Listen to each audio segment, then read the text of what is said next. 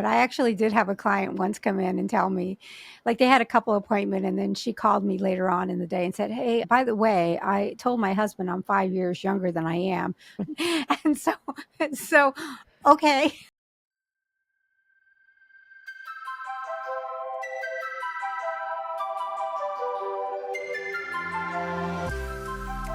Welcome to One with the Other Way, a podcast about your journey and finances. I'm your host, James. We have Wanda and Peggy with us today from Finances for Real Life to discuss what it takes to be a successful client.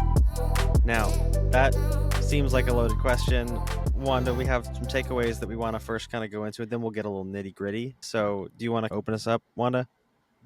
Yes, I want to open us up talking about successful clients. I was thinking about this topic because a lot of times you talk about a successful advisor, and I'm thinking, well, what about a successful client? Because you walk into our office and you want to be successful. And then I thought, what about the three things that potentially would help? And naturally, I use artificial intelligence to help me out. But the three takeaways I said is transparency, taking action, and education. Those three things. Okay, then let's start with transparency first. So what do we mean by transparency? Peggy, do you want to talk about this? Transparency is just basically it's a two-way thing. I probably would put that at trust and not just transparency, because I think trust is super important. And if you trust us, then you're going to be transparent and we are going to be transparent. So it's a trust relationship where you're sharing everything, right? And you can't really do that unless you trust your whoever it is, right? In all relationships, I guess. So I think that transparency is just being transparent and, with information, providing us with all the information. We're not judging you. I don't know. I say this all the time. I don't know about everybody else, but I say it a lot. And it's true. I am not judging you. It's about being honest and having a conversation where you're giving us all the information so that we have all the information to make, accurate recommendations. And then it's also transparency about us being transparent with you of what we can do to help you. Can I reinforce two things that you're saying actually, which trust is a word that you're bringing up quite a bit. It is really finances is one of the nearest and dearest things to you. It's one of your most important assets that you have in your name, and you're really trusting us with information. Again, information about you, all kinds of information, not just financial information, your goals, your aspirations. So really that trust is a two-way street. You're trusting that we're going to bring our best to you. And then you're really opening your heart and soul to us. And that is key to this whole transparency thing with all your relationships. And the second thing I want to reinforce about what you said, I just have to say, because it does appear that you do say that word, we're not judging you quite a bit. And that actually makes you a fantastic advisor, because you're one of the least judgmental people I know. And so you're consistently, I am not in there judging you, and your actions reflect that. And so when we're talking about this transparency thing, part of the transparency thing is building the trust over time. When you say this, do we hear you? Are we acting on it? And then moving forward and building that relationship. And so that transparency becomes better, because sometimes you don't know necessarily what we need or how that impacts your financial plan. And so that's going to come into our third point about education. So those two things I want to reinforce really is this idea of trust. And if there's a moment that you're not feeling trust as a client, just say, hey, I'm not trusting your answer. I don't trust this part of the process, or whatever it is, so that you can get it out in the open. And then we can figure out, they say light is the best disinfectant. You can figure out how to proceed forward for both of us, for both parties. Now, so this kind of goes into a question. So what happens in a case where someone does withhold some information to an advisor? How does this impact the advising decisions that, we would be giving to people? Withholding information, willfully or not, it's going to impact things, right? I think that part of our job is to make sure that you understand the information we need, because you may not think that all the things that we're asking, or even we might forget to ask a question. And so that information might not necessarily be withheld, right? but we just might not have it. And so we're fiduciaries. So we must act in what we believe is the best interest of you, our client, right? So it's what we believe is the best interest for you. So for instance, if you forgot to tell us, or you didn't think that it was relevant, that you have a $50,000 boat that you're paying $1,000 a month to put in a slip in a marina, then that will impact your overall financial picture. It'll impact your retirement. It'll impact a lot of things. The boat needs maintenance, for instance, and we won't take that into consideration. And we might not know about the rent, or, maybe you have something where a lease is going to change in a year. So you tell us that right now the lease on the boat, let's just stay with that, is $1,000 a month. But you know that a year from now it's going to be $2,000 a month because they've notified you this. So all of those types of things will impact it. There's a lot of things that people maybe just don't realize impact it. Things that they think are coming in the future. They know something that's going to happen in the future. We don't know everything about you. We want to know things about you. We want to, get to know you. So I think the most important thing is that everything that has dollar signs, you let us know. And if it's something that's changing, you let us know. So our job is to ask the questions and then, to act based on the information we're given. And again, to reinforce that transparency, if you didn't tell us about the lease, we don't know. And it might be something that's automatically getting, pulled from your checking account, and you might have forgotten. It's not that I don't think people will say, hey, I'm not going to give you the information. Yet equally important as in this that's past and that's current and where you are in the moment is also these things in the future. And this is actually, I think, a little bit tougher for people to disclose because it's near and dear to your heart. Like, I really do want to go on a Hawaiian cruise or a world cruise, or I really do want to have a condo in the city. And you don't tell us that. And so we're planning over here. Or a third, I really do need to remodel my master bathroom, which I cannot stand. These are things that you want, and us not knowing about them is not going to be helpful for us to create a comprehensive financial plan for you to meet your goals. So say we're working with a couple and the couple has different financial ideas. And maybe there is undisclosed between two different people that we're working with together. How do you navigate that with a financial advisor? Very, very, very carefully. I know, right? I have, there's a couple of stories. There first is that study that I shared with you. I'll get to that in a minute. But I actually did have a client once come in and tell me, like, they had a couple appointment, and then she called me later on in the day and said, hey, by the way, I told my husband I'm 5 years younger than I am. And so okay, that's like a factual thing. But I was actually surprised that about 50% of Americans keep from their significant other financial data that includes purchases that are more than the couple would have intended, in excess of $500, an additional savings account, an additional checking account, an additional credit card that they don't even disclose to their partner.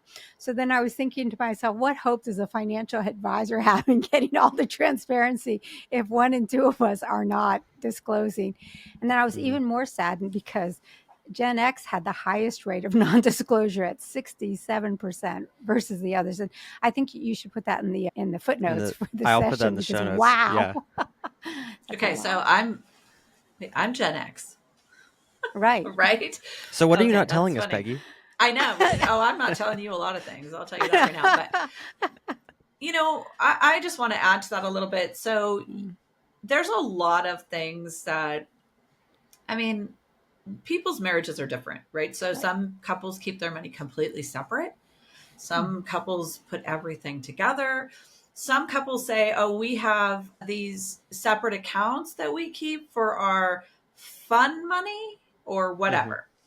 And we can navigate all of that. And we also do things, any of our clients could tell you that we do something on the budget called discretionary spending, because we don't want to know, like, that you spent 35 cents on a pack of gum. well, I guess probably be like $1.50. Good luck but finding whatever. that today. I know, right?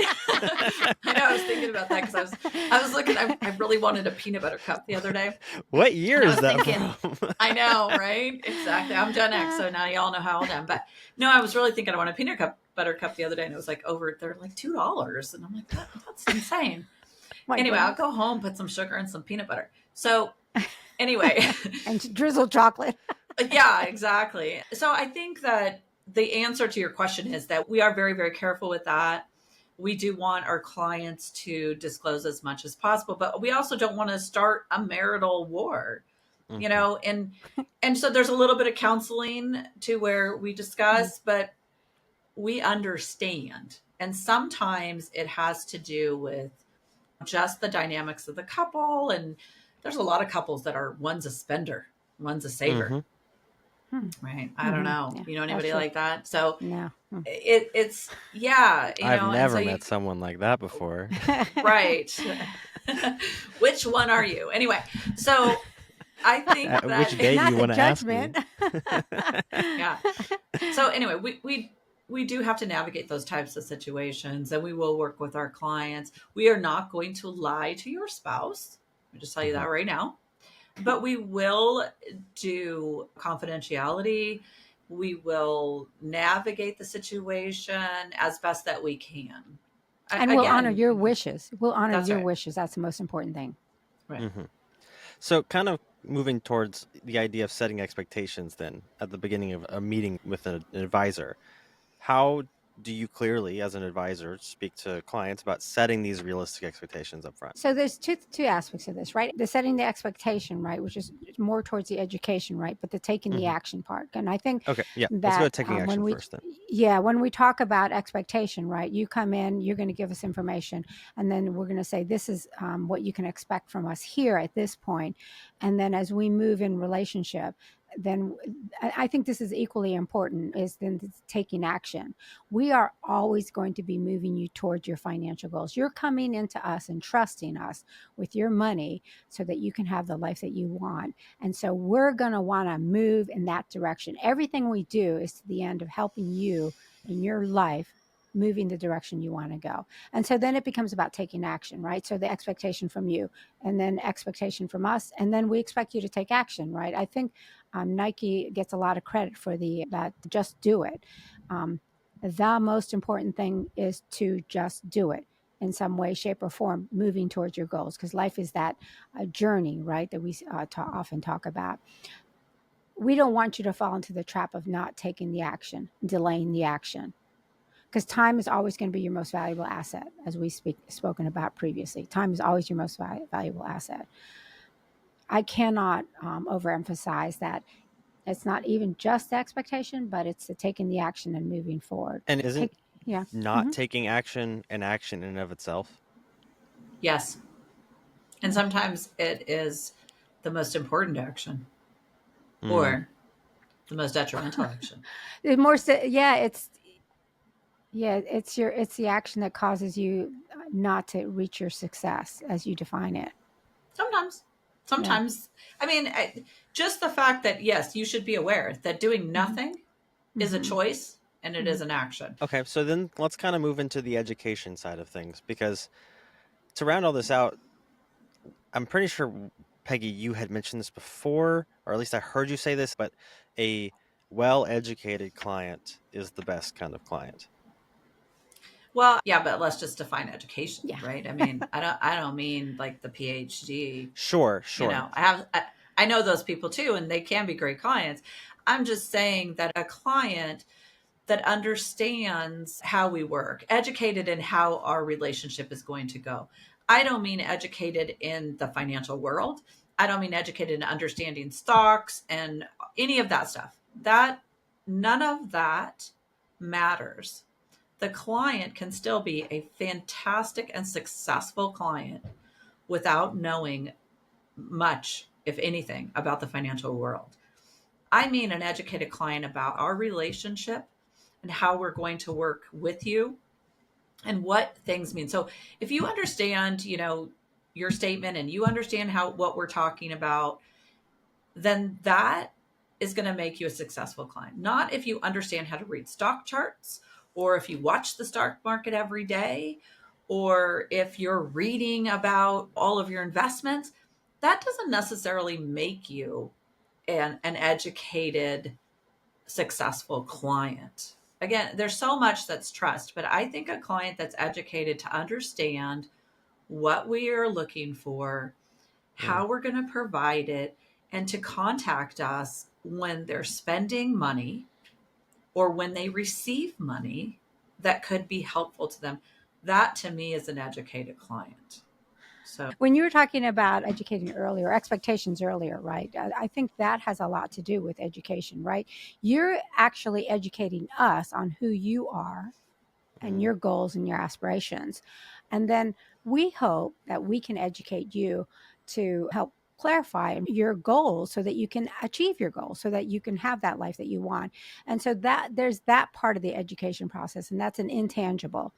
And then, of course, there's the education part of how does the stock market work? And these are things, as Peggy said, that you may never know or never care to know. But yet in our appointments, we strive to also give you new information so that you can become an educated consumer, so that when you hear something on the internet, right, that you know, oh, yeah, my financial advisor talked about the Fed rate. I don't remember what they said, but they talked about it. And that's part of the financial discussion.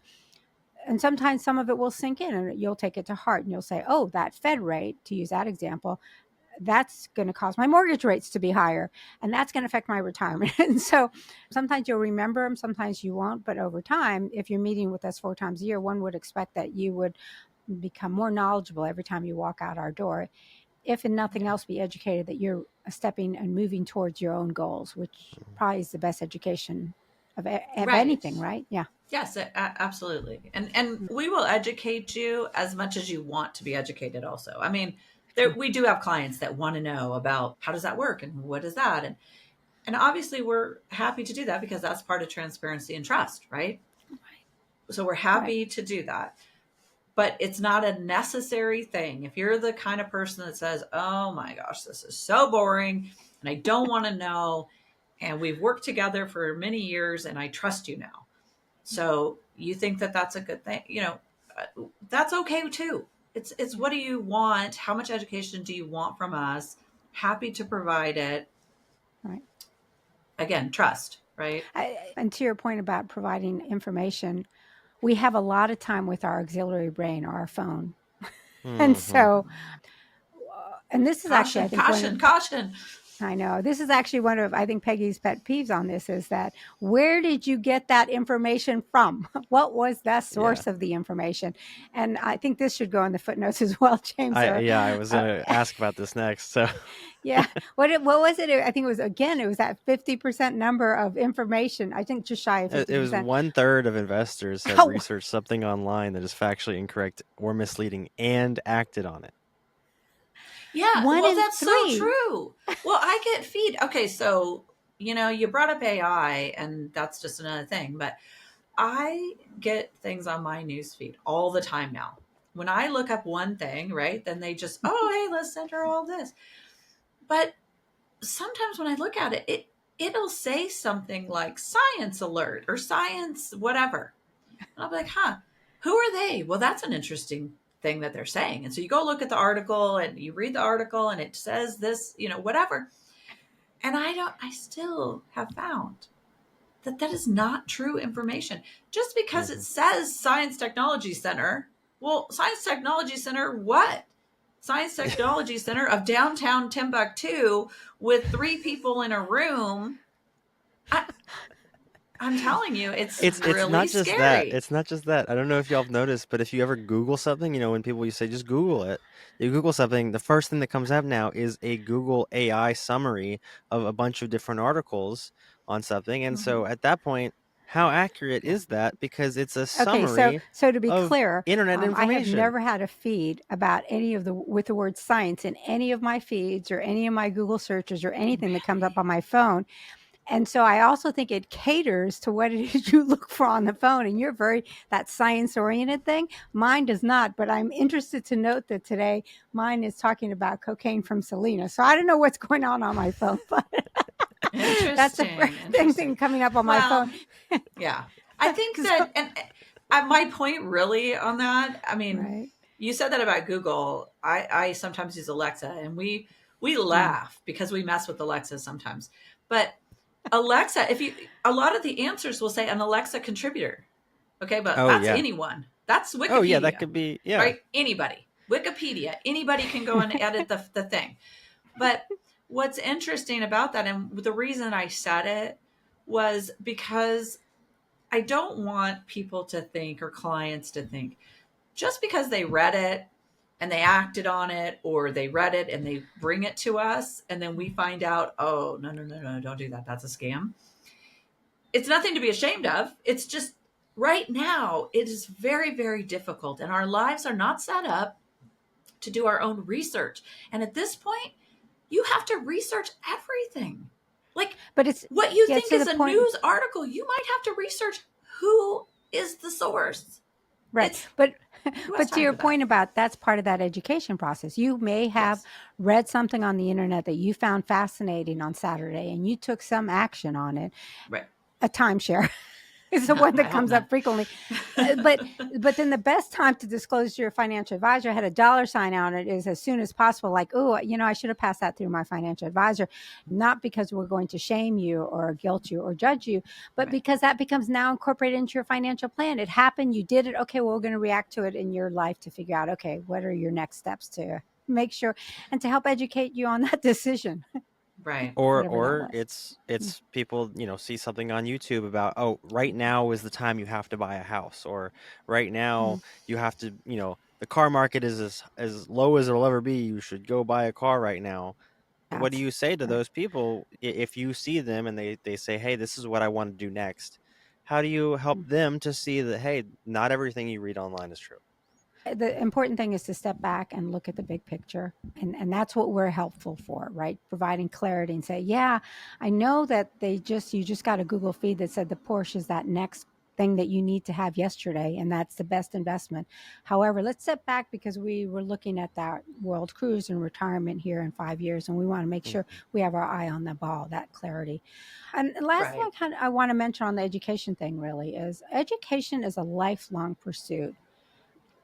Many of us as professionals are in our own careers are constantly educating ourselves and getting better at what it is that we do professionally, at having better relationships. The day you stop educating yourself is, man, I think you may as well just, fold the decks, right? Because this idea of being better and adding to the world and all that. I think education is a lifelong process, whether it's with your financial plan as you move into retirement, or whether it's just across the board in your life, I think. I want to go back for a second on somebody read something, then they acted on it. All right. I think that, yes, the financial world can be changing very quickly. Everything in our world changes very quickly.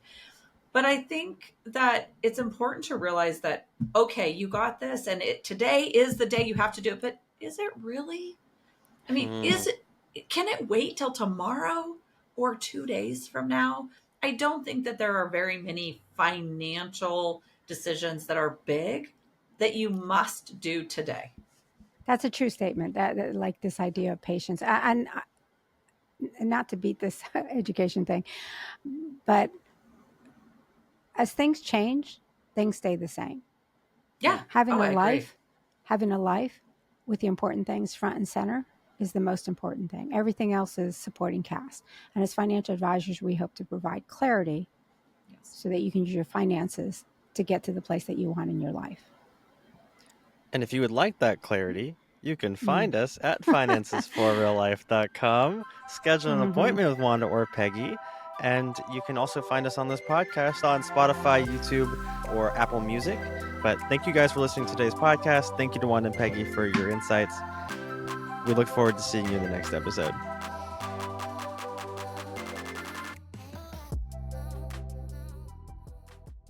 Securities offered through LPL Financial, member FINRA, SIPC. Investment advice offered through Finances for Real Life, a registered investment advisor and separate entity from LPL Financial. The opinions voiced in this podcast are for general information only and are not intended to provide specific advice or recommendations for any individual. To determine which strategies or investments may be suitable for you, consult the appropriate qualified professional prior to making a decision.